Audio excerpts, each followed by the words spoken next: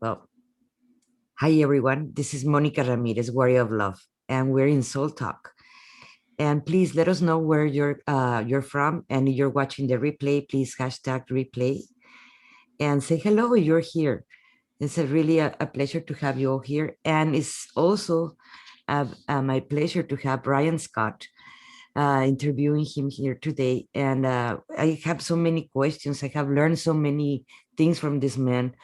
So I really, it's really my pleasure to actually interview him and have this conversation.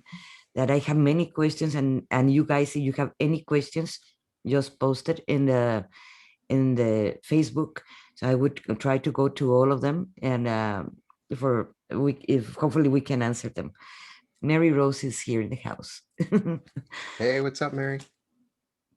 I've been trying to get a hold on her and meet her in person. I almost did 2 times. Oh, yeah? Coming over here to, I live in McAllen, Texas.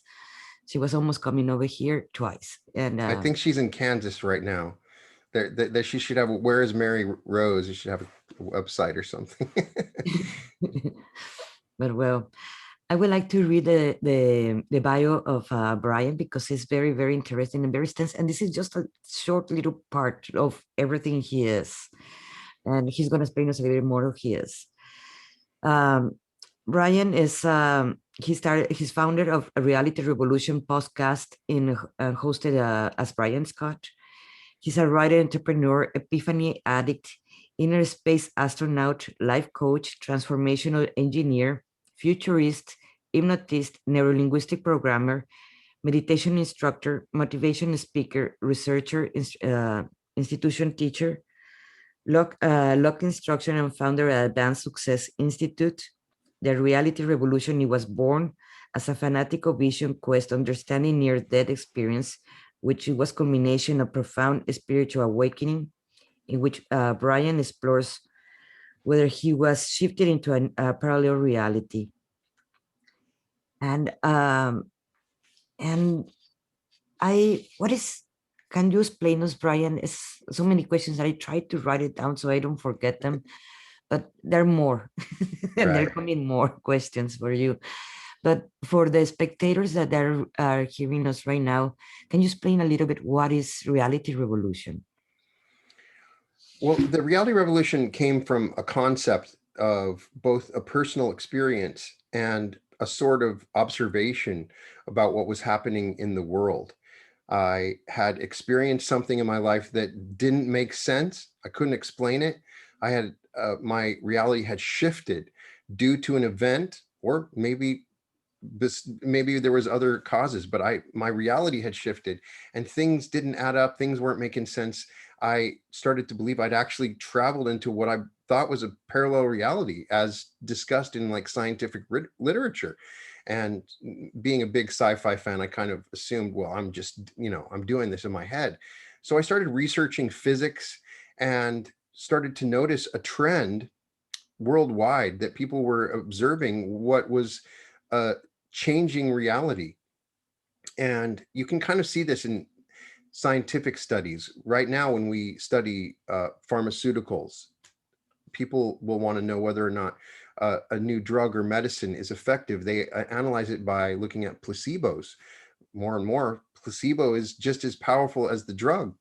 And people are just commenting and noticing different things happening around us in multiple interviews I've had, as you probably can note too.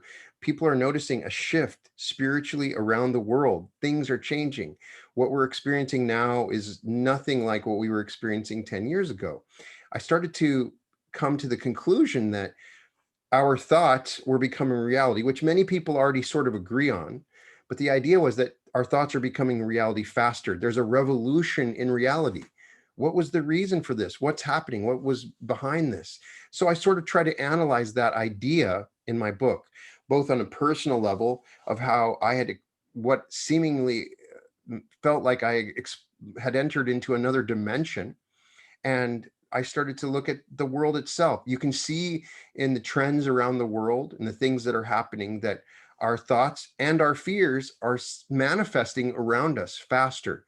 And for some, it feels like a sort of insanity. And for others, there's a sort of order to this, and people are trying to understand, what does it mean for me, and can I use these changes in the world around us to for myself. If I go back like 20 years, I might have had a thought, and I might see that thought in my own reality in a couple of years. I've even seen comments about other authors saying something similar when I read old New Thought literature. Now, my thought becomes manifest within months, if not weeks, and for some, even days, hours. And so it's a little bit different. It's a little bit scary for some people. And I think it's a really hopeful, positive, powerful thing. We can control our realities. And if we learn how to control our reality, which we can by looking back at some of these great classic New Thought authors, as well as current instructors like Dr. Joe Dispenza and Dawson Church and Bruce Lipton and Greg Braden. These people are talking about ways to change your reality now, including advanced research by the Heart Math Institute, kind of understanding how we go about changing our reality. And the more and more I unveil what's actually going on around me, the more and more my own life changes, and more I find a purpose. And the more people like you might find my book and kind of say, yeah, I'm feeling the same thing. I think that's the reason a lot of people were interested in that book, is that they had felt changes in their own life happening. And so that's what I was trying to document. So can I ask you, have you seen a revolution in the reality around you recently? I did shift too.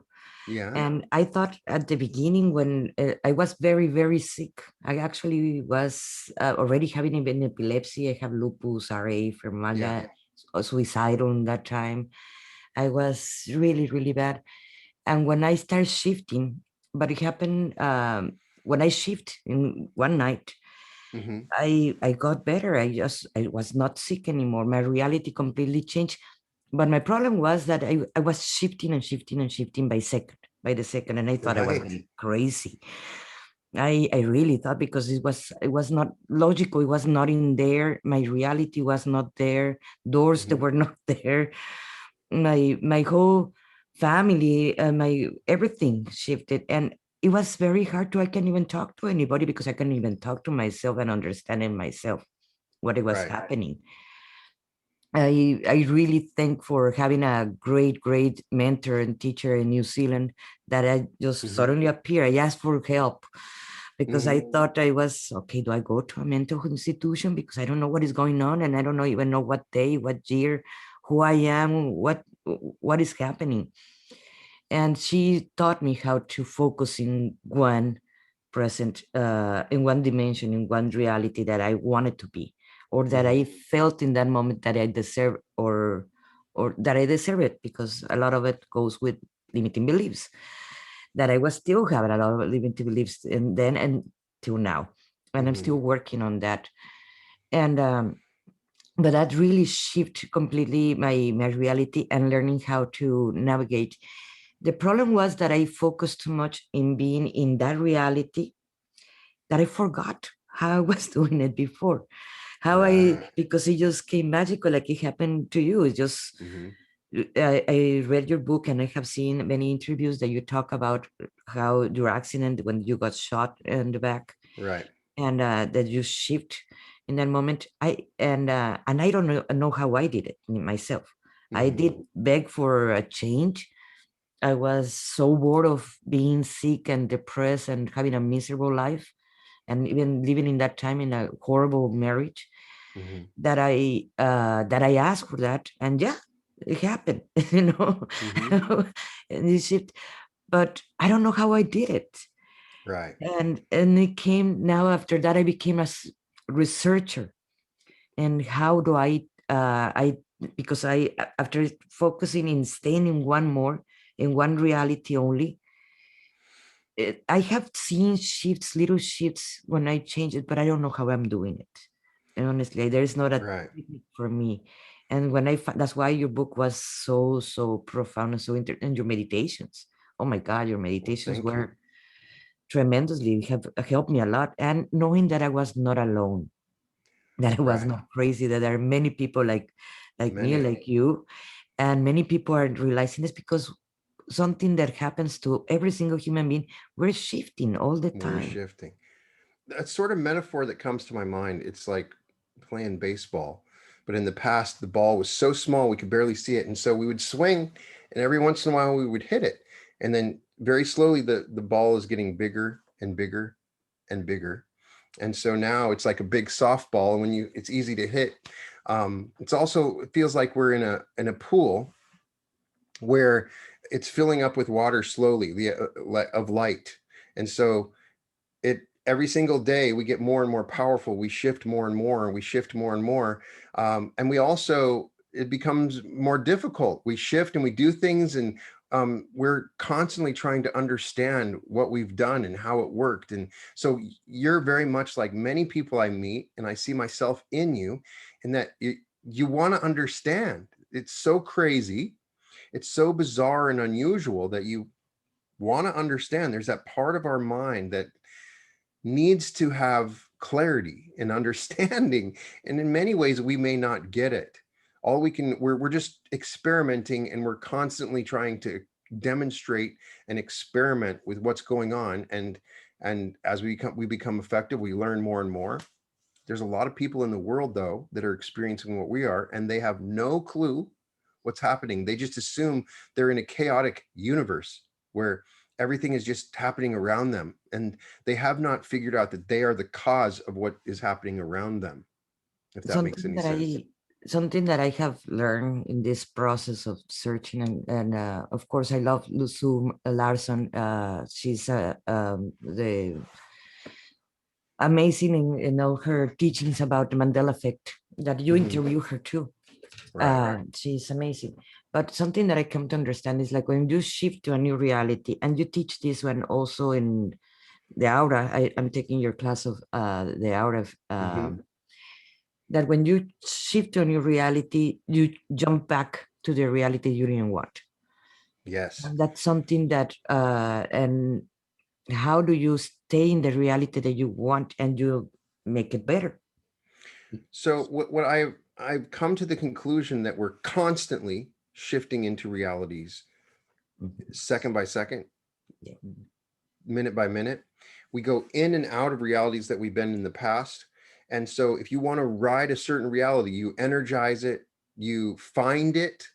The aura technique, which you're talking about, was something that took me a while to figure. I learned how to jump into a reality, and then I jump back, or I would jump into a reality I did not want to be in, and I want to change it. So what I figured out was that I needed to spend some time at the beginning of the process figuring out what I wanted, identifying a place in the quantum field where this reality actually occurred. And so kind of surfing these realities, seeing potentials, understanding these potentials. And then once the potential kind of formed in my mind, giving it breath, understanding it, giving it focus. And then when we find that reality, we energize that reality more and more. And then it becomes a stream. I kind of imagine like streams of water going everywhere, all these different, there's a reality over here where you move to the Ukraine. There's a reality over here where you stay in Los Angeles, whatever, all these different realities. And so some of them are like small little streams, and some of them are rivers, and some are oceans. And as you focus on what you want, you start riding a boat along these different realities, and it becomes larger and larger. And the more you focus, the more you bring to it, the more breadth it has. You're just kind of guiding this boat. And so when you're, some people will just sit and meditate on something, they'll jump into a reality, and then they'll immediately start thinking other thoughts and do it, and they'll jump right back.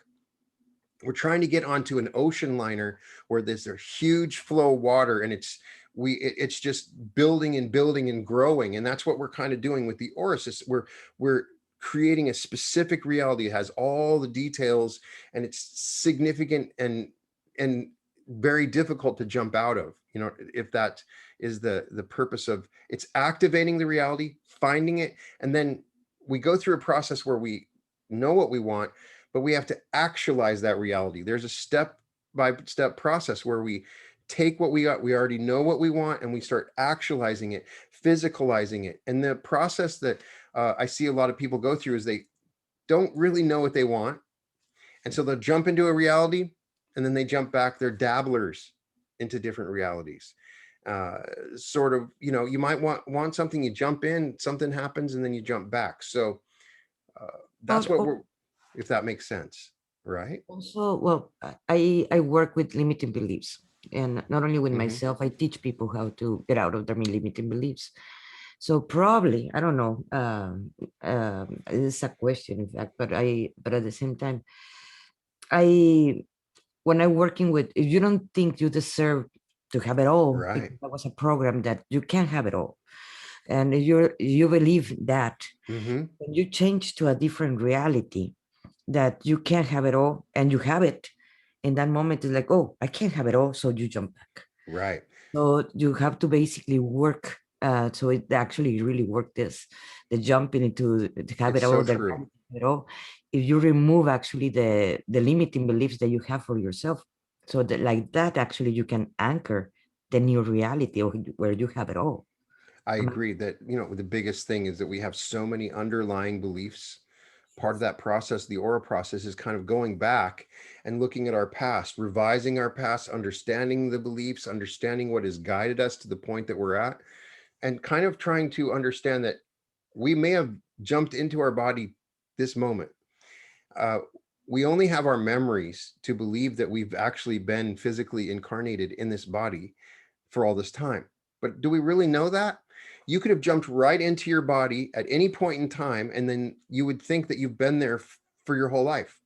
And so each time we're quantum jumping, there's a portion of our memory that we don't understand, that true part of our soul. So taking this assumption that everything that we have in our memory of the past, including all those beliefs that are guiding us, are just part of the program. And so the real freeing, powerful thing about the aura technique and a lot of other techniques that are very similar is that anything is possible. And part of the reason people don't ever see that is that they're locked into a memory. They're locked into these belief systems. Our parents, our schools, our cultures, our countries, our politics are just constantly telling us that we only have this one reality. uh, we've been disempowered. Uh, there is this idea that they want to take away our power or use this power against us. And so taking this concept that whatever you believe in the past is just part of some program that is not you, and freeing your identity from your past and your beliefs, and just going strictly purely on what it is that you want to experience in this flow, is one of the powerful ideas that really changed my life. Because we're all locked in. When I have a meditation, create your perfect future, if you got a chance to try that. And that particular meditation spends a lot of time on the past. We are creating our future all the time from our past. We're in this self-fulfilling prophecy. We wake up and we immediately start thinking about all the things we have to do set by our past. We have all these beliefs and ideas and expectations, more or less. Whenever I wake up in the morning, this is what I do. So people want to have profound changes, which is what I'm really, really fascinated by, which is what I experienced. I'm absolutely fascinated by profound change happening. And it's hard because we're programmed into our current present and our current future. And so, it would not work. I don't know. It's a question that I've been asking to myself a while, because I'm trying to jump into my best reality that I can have. But at the same time, I'm a teacher. I teach, right. and something that I tell my students is like, yes, you can jump to having all, but if you don't love yourself, if you don't work with your limiting beliefs, and you're still carrying guilt and shame and so forth from, obviously, from your choices that you have done in the past, Mhm. you're going to take that with you. It doesn't matter where you jump. It doesn't matter where you move. Yeah. You can move yourself physically. Let's say I move to Italy into a villa, but if you still carrying all that guilt and shame and not feel obviously that detain you to having awe because you're carrying all that, so you're never going to project. Actually, that's what you're going to create, because you're taking yourself to Italy, you're getting yourself to the dream life that you want to have. And when you jump to a different reality, you're carrying again yourself. It doesn't matter to Right. what dimension or planet you move, you're taking yourself and you're carrying all that with you. Yeah, So it is important. I don't know. I have asked this. It is important to clear that slate, it is. to You clear look all at some that. people that experience memory loss, Alzheimer's patients or dementia. Sometimes it's a blessing Yes. for them. It's a blessing to forget, because we're so stuck in our memories sometimes that they can be so disempowering. And really, the best manifestors, and maybe you can speak differently on this, but in my own experience, the best are really good actors, people that can take the role and they become this role. And so you can start to create your own memories. You can start to create who you are. If you're not confident now, then that's just something that you've created. So become an actor and act like you're confident, and act like these disempowering beliefs don't exist. This is very hard. It all sounds great in theory, right? But there's a reason everybody doesn't become famous actors. So if you spend the time really going into your imagination and understanding that who you are, when I say I am Brian, is in flux.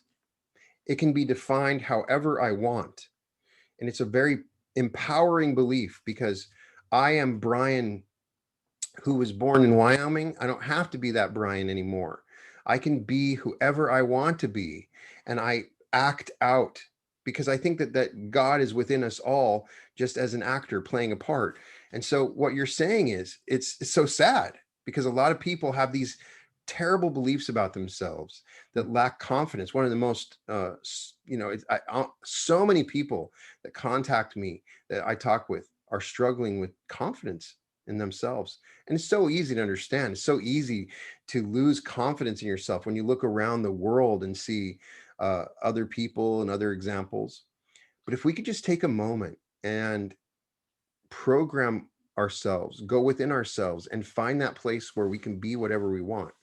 But at the same time, that goes with a little bit of the book of the Sealand, Vadim Sealand, Yes. about the how do you call it, the pendulums. You Yes. want to go with the pendulums. I'm sorry for my English, for the Right. pendulums that they go to one side or the other one. If you were looking, let's put it like this, an example. Sometimes that's how I think better. Uh, if you want to go and look for love, and you're wanting to do whatever you do, and you're gonna do everything that the pendulum is telling you to go, because that's what the majority of Right. people are doing, but that doesn't make it right, because all the Imagine. people that depend on, they Exactly. have limitations, they have their own issues, they're They reflecting do. each other mirrors between themselves, and you're going to be affected by them, Yeah. right? I kind of imagine if we could just step out and look at all the realities, not just our, but we could step out and look at everybody in our earth, in all the realities that they're experiencing. We would see that they're all being kind of pushed and defined by these pendulums. These pendulums will take you and tell you that this is what you need to be successful, this is what you want to be happy, with their own self-interests. You need to have a job with us to take care of us. Some of these pendulums are conscious, but they are such an integral factor in determining people's realities. Vadim Zeland describes that oftentimes what happens is we think we're creating a reality, and the pendulum is using our ability to create a reality, and we're not. We get that job that we want, and it's just a pain in the butt. Later on, we realize this wasn't what I wanted. This is what the pendulum wanted. So it's a big light bulb moment when you read the the reality transurfing book, is that the pendulum is defining which reality you're creating. We're still all powerful. We're still creating our realities. We're jumping into parallel realities all the time. But what's happening is that the pendulums are telling us where to go. The pendulums are so powerful. They define the media, They bring in thought streams. They're so powerful. We turn on our TV, our radio, they're all pendulums. We live in a universe of pendulums. So the empowering thing is to start really questioning, am I choosing a reality that is defined by any pendulums, or is it coming from deep within my heart? Because a lot of times what you're saying is true. People get pulled into realities that are defined by these pendulums, especially in love. People think that is what a great relationship is supposed to be. It's not. People think that's what I need to have to be in love. It's not. We see television shows, we see all these things, and we start to define ourselves from these pendulums. These pendulums have their own self-interest. It might be things we need to buy or do, or energy that we need to give. So there's a complexity to these realities that we're creating, and there are forces that have been uh, at work for millennia that are pushing us along these paths, and these pendulums are a part of it. Something that remind me as a client that I have that the other day, he was telling me, oh, I lost you there. That he was telling me yesterday, like, oh, I want to move to California because all the movies they're showing that is great and this and that. I live in Burbank for a while. Right. And I was like, no, that's Hollywood. That's not real. But you're seeing Right. it like, oh, as a waiter, you're gonna live in I don't know, in a great apartment in I don't know, in Venice Beach, or you're gonna be Right. for like, or you're gonna be buying a beautiful home that just unless you have $3 million to buy a great home in front of the beach, or in Malibu you have $10 million to buy that house. Like that is what the pendulum of Hollywood had showed you about California. Right. Like my experience is the reality of quality of life in California. It is not real how is in reality. One thing is what Hollywood is showing you, Right. and one other thing is what is real. With $10 million, I don't know, living in, I feel United States is too expensive, but living like in Spain or Italy, you don't have to work anywhere and never again, Right. you know. But in the United States, yeah, 10 million is not enough. No, it's true. When I fell for the pendulum, when I moved to California, I was buying into the pendulum. I saw what Hollywood brought, and yeah, I saw glimpses of that, but I was definitely guided, and I know exactly what you're saying. But I think that's the truth everywhere we go, right? It's never what we think, because the pendulum's usually trying to define it. Um, I agree. The same thing happened to me when I moved to California. So I move out. yeah. I couldn't take it. There's also I would like to you talk a little bit about your meditations. I love your meditations, and I believe I have tried them almost all because there are too many. You're a very prolific podcaster and a meditator, and you always it's hard to catch up with all the information that you put in there. Yeah.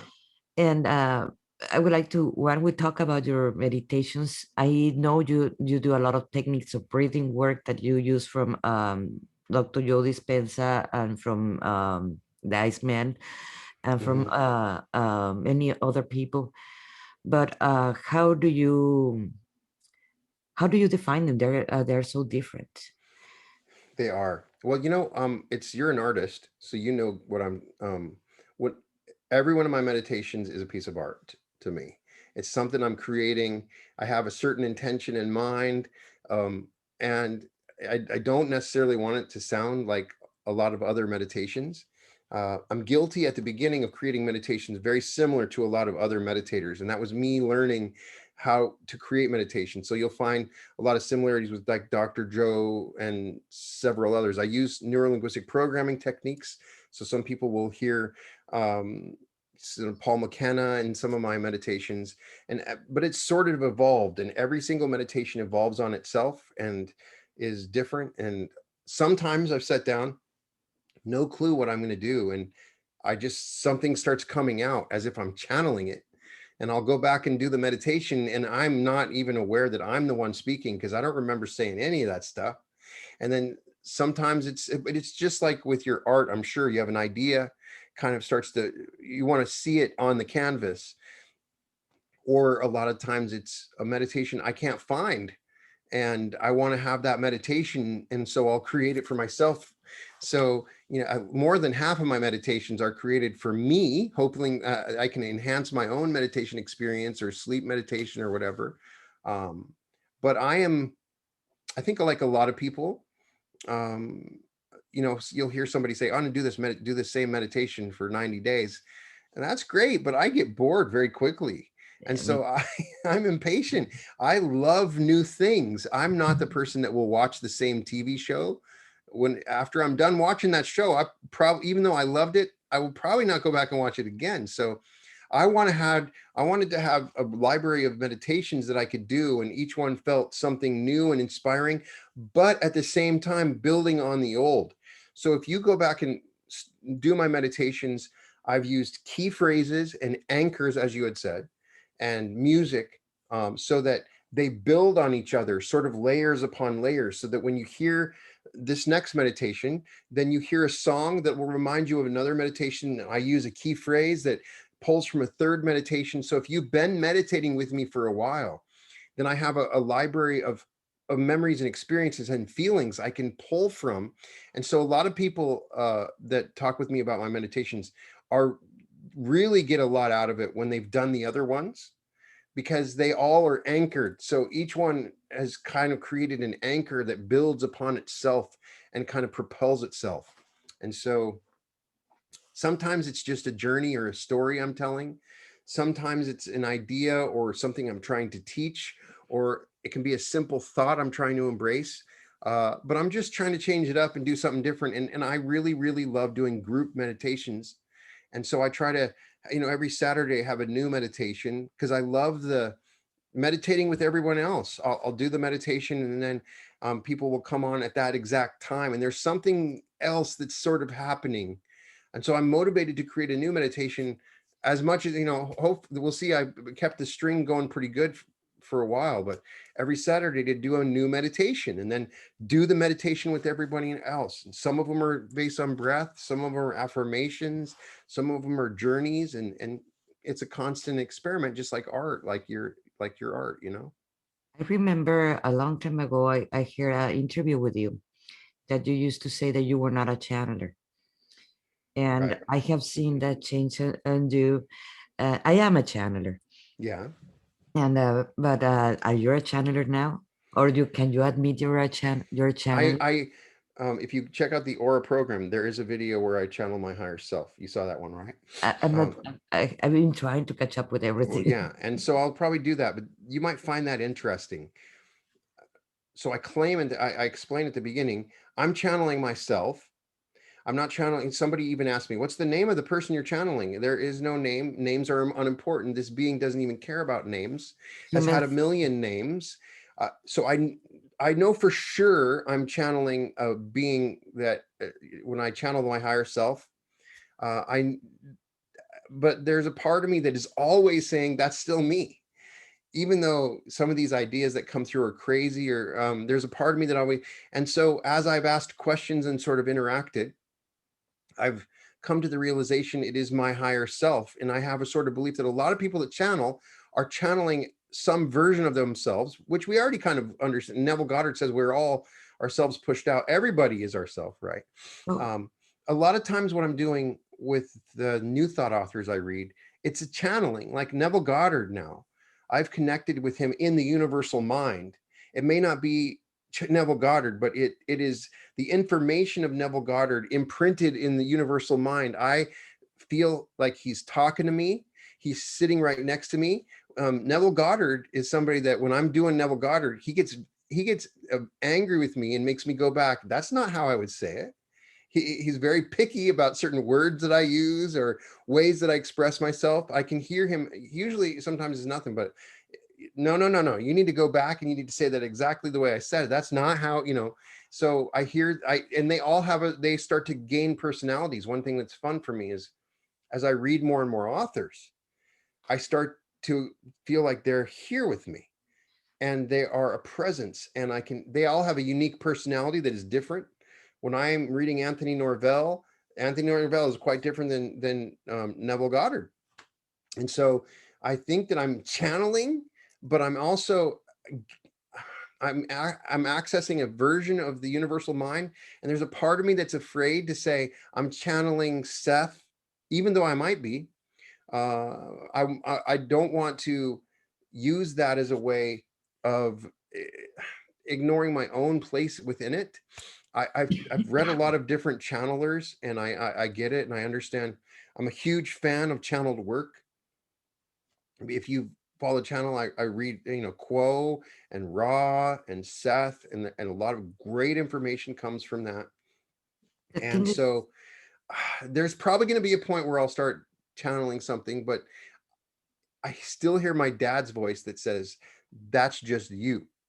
So I can, when I channeled my higher self, that's the closest where I'm saying, hey, it's me, but it's a version of me that is not with me all the time. And as I've understood what the law of one says about the higher self, it's a version of you millions of years in the future that has already experienced your life and many other lives, that is here to guide you. And that version is the one that really comes through when I try to channel something. In that episode, I put the blindfold on, I breathe, I kind of get, and so that is probably the closest I've gotten to channeling. But I'm fascinated by channeling, and I would well, love the amazing thing about Abraham when she gets up and speaks is that Abraham doesn't have to say, well, scientists say this and the facts say this, and you can look at the information here. Abraham says, this is it. This is my truth. She can make declarative statements about reality, and she requires no one to tell her that this is not true or to try to justify her argument, right? Which is very nice. I would love to be able to get up and say, this is how it is. the Um, thing is, the I thing found when I did that channeling, though, when people ask me about themselves, I got information. I could hear a voice. So, and I've also interviewed some other people about that, and so um, I'm still fascinated by it, and there may be a point in time where I am channeling something, and Well, the thing I'm is, as a learn more from it. the thing is, as a multidimensional beings, we Right? can connect with ourselves. We're all one to start. We're all one. We're all Yeah. one, and so if we want to channel, if I want to paint and I want to channel Da Vinci, I can. Yeah. And that's why everybody wants to do a regression to them, and everybody is Cleopatra, or everybody's because you can't channel all that Right. information because we're all one. We are all And one. it is very hard to human mind to understand and grasp that information, that you can't channel anything. And in higher levels, they don't only humans are the ones that need names and Right. places. So yes, I've been taught by my higher self that I channel her a lot. She tell me all the time, is like, at the beginning she didn't want to give me her name, and Hmm. because the pendulum was asking me, you need to ask their name, because or Right. else how Right. you know who you're channeling. So I forced her actually to give me a name. So she told me, okay, here's a name. So like that, Maia. So like that, you stop asking me. But Right. it's not important, the name. Right. A lot of Yeah. those higher beings names are really, they're way beyond that. They've had many other names, and they're way beyond that. I did an episode by Joseph Murphy recently, and I also kind of related to US Anderson. We may not be channeling I think it's all, we are all one, we are all these beings. Whenever we're channeling, it's just a version of ourselves every time. It's the universal mind. We are all one mind. And so I think that the channeling is really helping us learning how to channel, accepting this information, filtering it is a really important learning process for us to do. Even if you don't believe in channeling, just try to do it, because what will happen is you'll start to hear the voices and understand these energies that are coming in, and becoming a translator to them, kind of, if Yeah. that makes sense. And I think we're all accessing a universal mind when we do it, if that makes sense. I agree with you. I'd love to see the paintings you did when you channeled Da Vinci. Well, but my point was, with you can channel, like, or you can channel set, or that's why. And there is too much envy and competition. There is. It doesn't matter in which where you go with the artist, or you go with the spiritual community, or you go with whoever it is. So they don't want to say it. Oh yes, when Mm-hmm. I'm creating a piece or writing a book or writing whatever, I'm channeling, Yeah. because everybody wants to do the same thing, and that's the competition where it's like, why you can do it and I can't. Like, let's go with the Cryon channel. Right. Right. Where it's With the Cryon channel, copyrighted and there's many right. people that are channeling Cryon, and it's like, no, but I am the original. I am the one that started, and this and that. Right. When anybody can channel Cryon, yes. If we want to do it right now, we could. Why? Right. Because we're multidimensional beings, and we're not separated from Cryon as Lee Carroll. Right. I think with you look at Bashar and Abraham, it's a business. Yeah, Sometimes with these channelings, it's a business, and it becomes a little bit more than that, where people are paying money. Let's see here, to channel, and so I think there's a little bit of aspect to that, the business like aspect of it, but the information that comes through is amazing, and I'm super fascinated by it, no doubt. yeah. Um, well, and about the breathing part, I want to go back to that one, because there are different ways of breathing. I teach one of them, Hmm. and that I was taught by one of my mentors. But and what is I understand that what is the best way to, there's a breathing for creating, and there's a breathing to also to jump in timelines. Yeah. What is the best one for each one? I don't think there's a best one. Clearly, everything is tied to breath. So when we're doing a quantum jump or shifting a reality, there has to be some breath that's tied to it. I think it's individualized, and understanding your breath and connecting to your breath is so important, because that is, we're breathing in God. That is this thing. There's something I've unfortunately have set with a number of people on their deathbed, and you come out of it noting that it's all about the breath. You hear them breathing, you hear the death rattle in the breath. Life is breath. It's all about the breath. Breath is where we're accessing and breathing, and in this field, we're made up of our breath. What we breathe in becomes a part of our body. And so a lot of what I'm doing with breath is experimentation. uh, Yoga has the best breath exercise, and I've done some episodes on some of those techniques and understanding the breath and the pranayama. My thesis with the quantum jumping, why I do a sort of fire breath with the quantum jumping, is that it's an explosion of energy. When you look at on the quantum scale, uh, the electrons don't necessarily just move along; they jump. And when they look at the electron prior to its jump, there's a burst of energy. And it's also something that Neville Goddard talks. He has a technique where he has a breathing where you breathe in, it's sort of like an orgasm and an explosion. You look at the universe, it's like the Big Bang is what created the universe. It's an outgoing explosion of energy. So I'm trying to create that with the fire breath, where you breathe in faster and faster and faster, and it kind of amplifies your energy. Some people may not respond to that as well. Drinvala Melchizedek, in creating the Merkaba, has 17 breaths and claims the 18th breath is where you can transfer to another dimension. A number of people have used these techniques, and it's interesting how they all are tied to the breath. The breath is pushing and defining the energy within our body, and we can use the breath to enhance the energy centers in our body.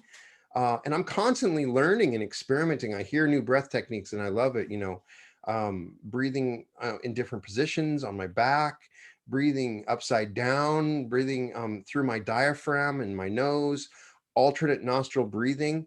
All of them have different techniques and effects, and they're all fascinating. And I can't help but think there's some special secret breath technique I haven't heard about, right? And send it to me if you have some special breath technique I haven't learned about, because I always feel like there's something else I don't quite know about with the breath, right? Because and breath is a way of forcing the mind back into the moment.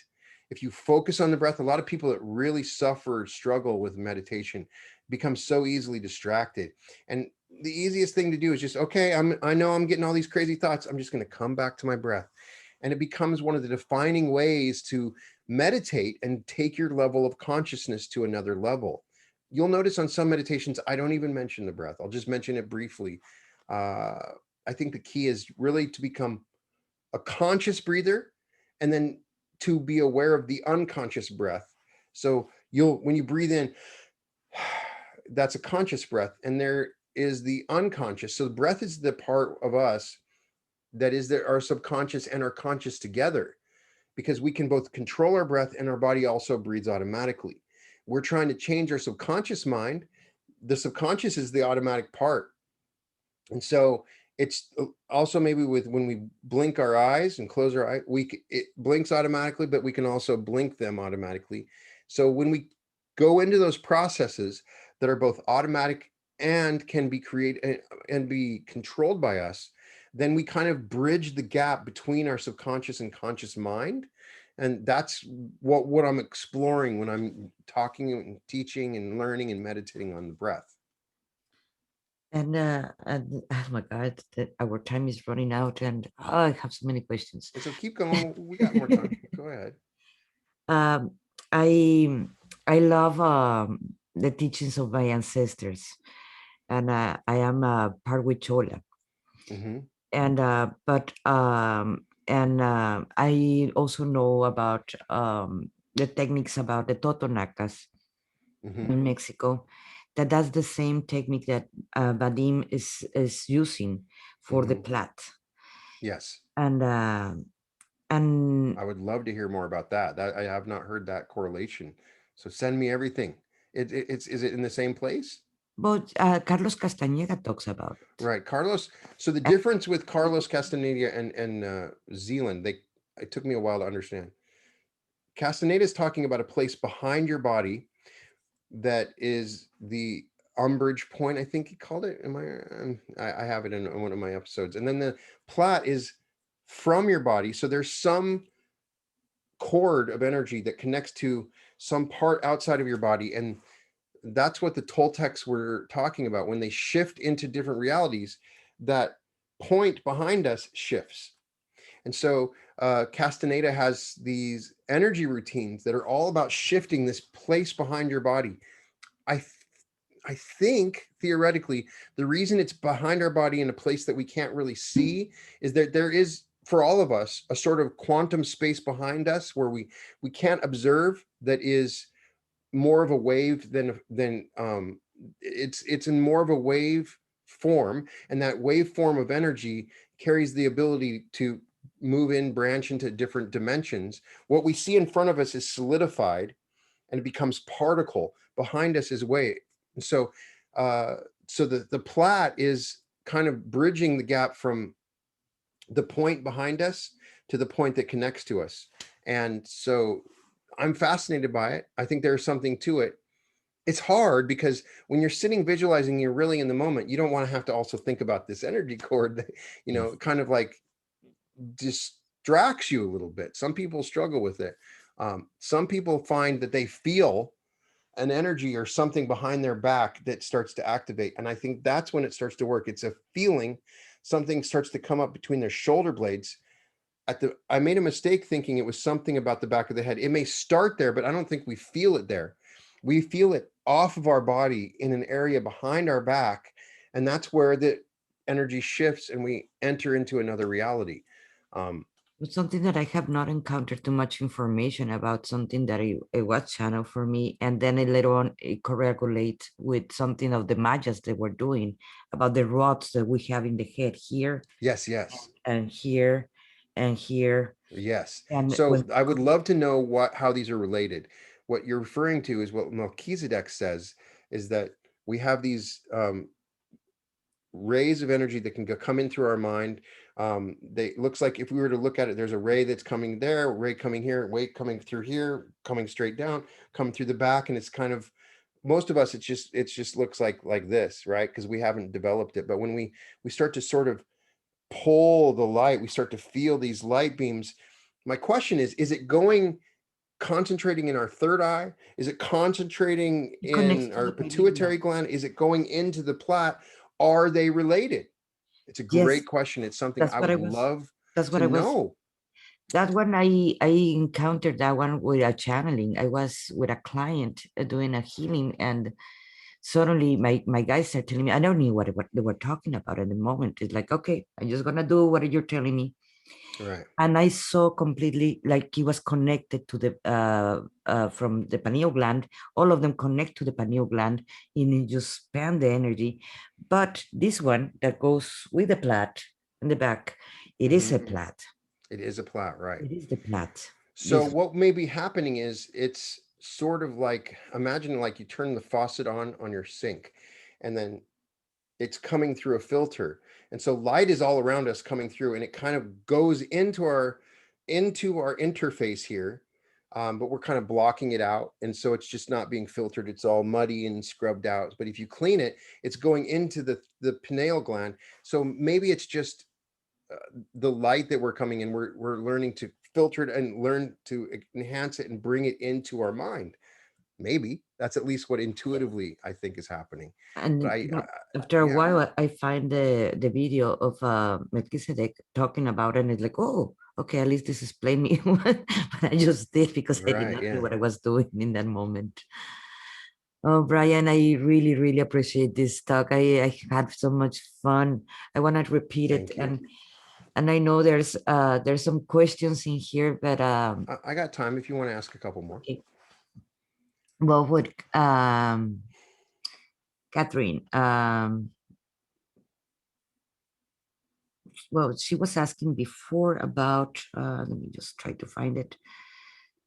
Uh, she was talking about the pendulums. You have gone so far within, you're sitting in the sun, or no?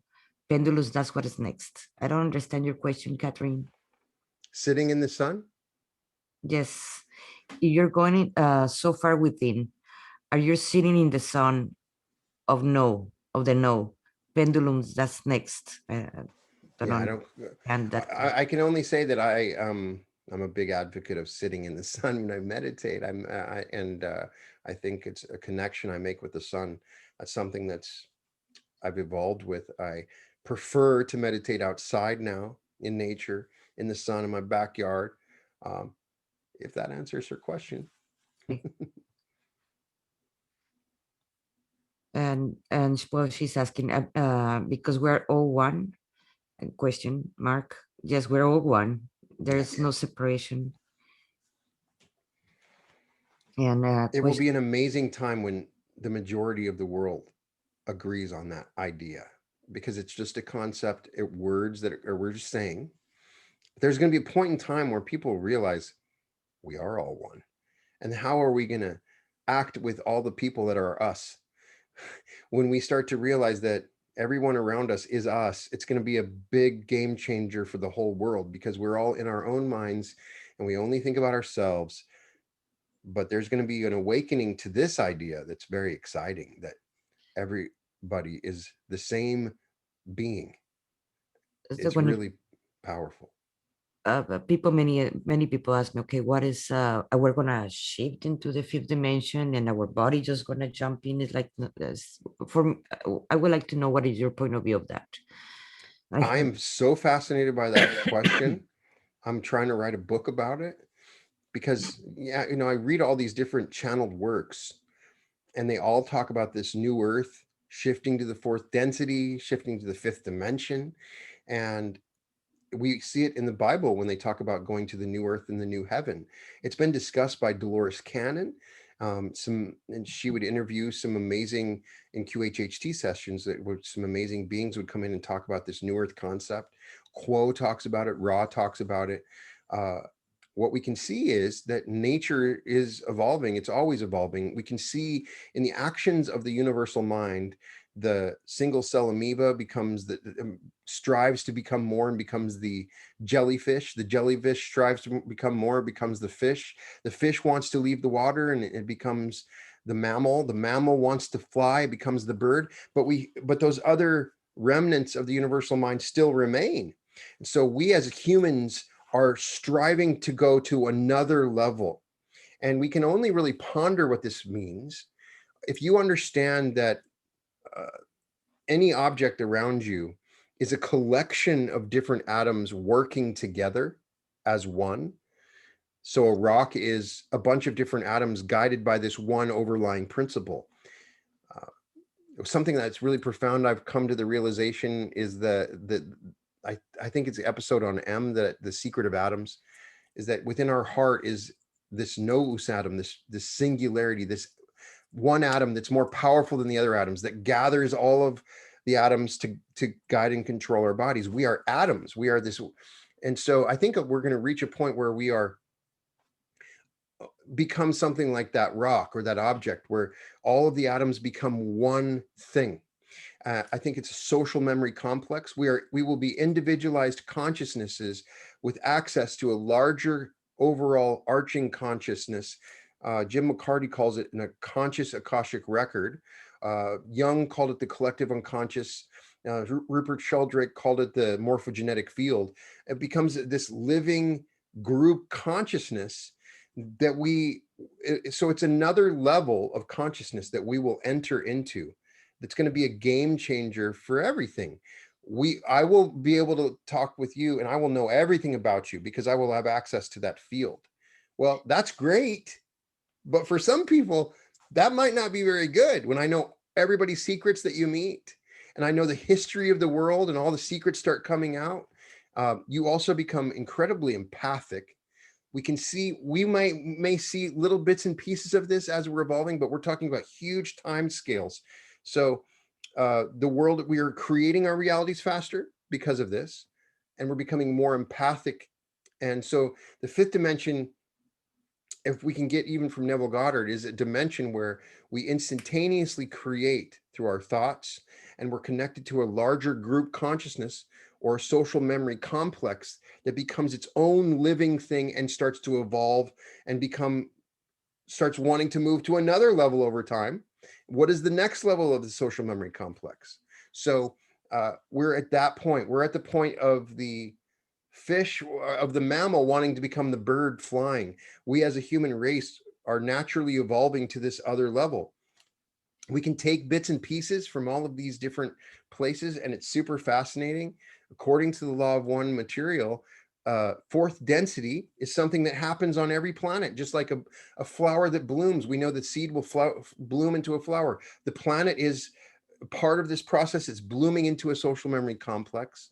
Once we do, because we have access to all this information, we will access new bodies that will not require food in the same way. We will be able to change our reality around us, which will change everything. We will have unlimited information about the people around us, which will mean we will have to learn how to forgive. We will have to understand this forgiveness. We will have to overcome our fears, because our fears will become reality instantaneously. Start thinking about, so the people that make it into that fourth density, fifth dimension, are people that have learned how to think, that have learned how to love, that have learned how to forgive, that are able to go on and embrace this new way of living, where everybody is flawed, but everybody is one. Everybody is part of this process. And so what we're going through, we can see what's going to happen in the fifth dimension, in the fourth density, by the lessons we're learning in this dimension. And it's a choice. There's a choice that's going on. I believe that the next dimension is, in some places on some planets, it's a service to self, where it's all about yourself. You only think about yourself. There's fewer of those planets, but some planets actually evolve into that. And then there are some planets that it's a service to others, where everybody starts to make it their choice in their life that they are there to serve other people, that they think more about other people than themselves. I think that that's what this planet is evolving into. And some very selfish people in our experience have become catalysts to push people to say, hey, I really do care about other people. There's so much more information. It could mean so many things. And there's so many things we have no clue of, that would go beyond what we would imagine of from movies or science fiction. Those are the things I've been able to pull from it. And I think that we are the creators of this dimension. We are Something, creators. I think there's a something. group like you are an example. I'm meeting people that are becoming spiritual, learning how to think, overcoming past traumas, transforming their lives. This is the new earth. And the question is, well, what is this new earth going to be? It's a piece of art that we're creating. We are creating the new earth now. It's not been created for us. We are creating this perfect reality, this heaven-like place.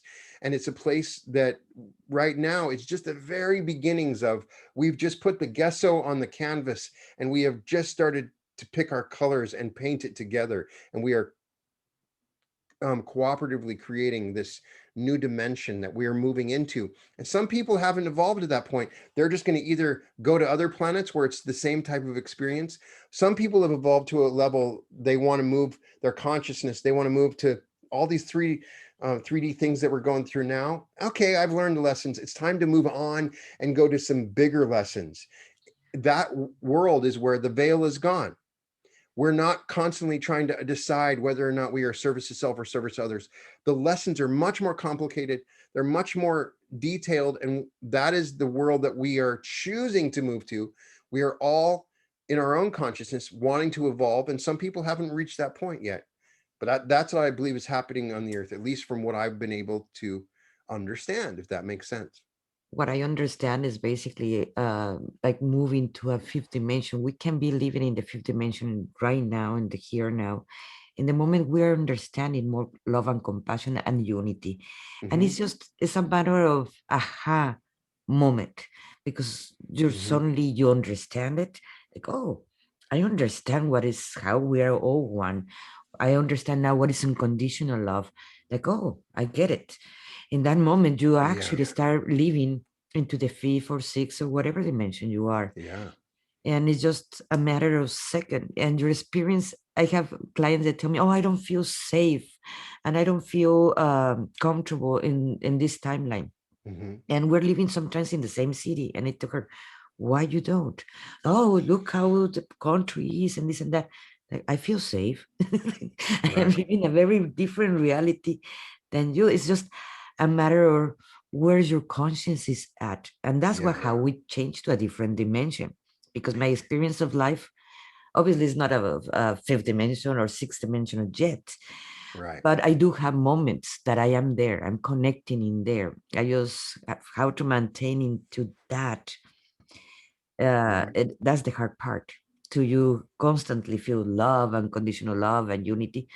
24 hours a day is we're not there yet. We're not there yet, We're but we're working learning. towards That's what we're here for, is we're learning and we're growing and evolving to that place. And yeah. that's at least what I think. And it feels like we're in this process, learning these lessons of love and understanding, moving into love and compassion. Uh, and it's a different way of reality. So I would love, so I have a meditation that I have coming this weekend, which is allowing us to see what it's like. Going to, they say that in the Great Pyramid, there was a room you could go into that was the fifth dimension, that was a fourth density. And you had to be trained as an apprentice for a long time to go in there because whatever you thought would become reality. Um, so I created that in my next meditation, a giant pyramid in space where we go to and we go into a room and so that we can experience it, because I think that we've already experienced it before, but I think that we can't describe it. I think we can experience it. Maybe we can go through our consciousness, through our memories and remembering what that is, but it's a place in time where the light is different. There is a greater abundance of light. uh, we are more dense as beings. We would not see the beings from that other dimension because of their density. Um, but we are learning these lessons of love and compassion and understanding. Um, Nature takes its time. A tree takes its time to grow. I think human beings take their time. It could take thousands, hundreds of thousands of years. We're on the beginnings of it, Or it can happen in a second. or it can happen in a second. Absolutely. Anything is possible. Yeah. Brian, do you have something else would you like to add, or any if you're teaching any classes or something new No, besides I of just want to thank you for coming on. It was nice to finally meet you. I follow you on Facebook, and keep on coaching. I think you're doing some great things. Love your show, and keep on doing your art. I think what you're embracing is the spirituality of creativity. And I think that that's like the most important thing that I've learned is I wanted to embrace this field of energy that tells me that I need to create. You're in there too as an artist. And I think that's the field that allows us to experience and learn these lessons. And so that's the big thing that you inspire me for. So thank you, and keep on doing the work you're doing. You're changing the world. Thank you, Monica. thank you. I believe that's our work. And that's our work. That's why we're To here, change right? it and become a better human beings and changing our reality. Exactly. And everybody, if you haven't seen Brian's book or you haven't acquired, I highly recommend you this book. He also have it in Audible, right? Yeah, you can listen to me read it if you don't want to read it on And paper. check his podcast. That is, I put the links in there. He have it in YouTube, and my God, there will change your life. And every Saturday at 4 p.m. Central Time, 2 p.m. Eastern Time, he have his meditations. Don't miss it. It's in his YouTube channel, and it will really transform your life. I highly recommend that. Thank you, Brian. Thank you Thank you so so much. much. I do want to announce that in May 12th, we're going to have one of my sisters from New Zealand. Her name is Jess Newton, and she's a homeschool mom, business owner, organic gardener. She is also a neurolinguistic programmer, I believe so, and herbalist, beekeeper, truth seeker, love of nature, and she do pranic healings, uh, and she's also a theta healer, and it's going to be at 8 o'clock p.m. And we have her in the next Monday. Thank you so much. Thank you everyone for listening to us, and please let us know where you are and you're connecting from, and click replay, hashtag replay. I will appreciate that very much. Thank you, Brian. Thank Thank you you. so much, Monica. Bye.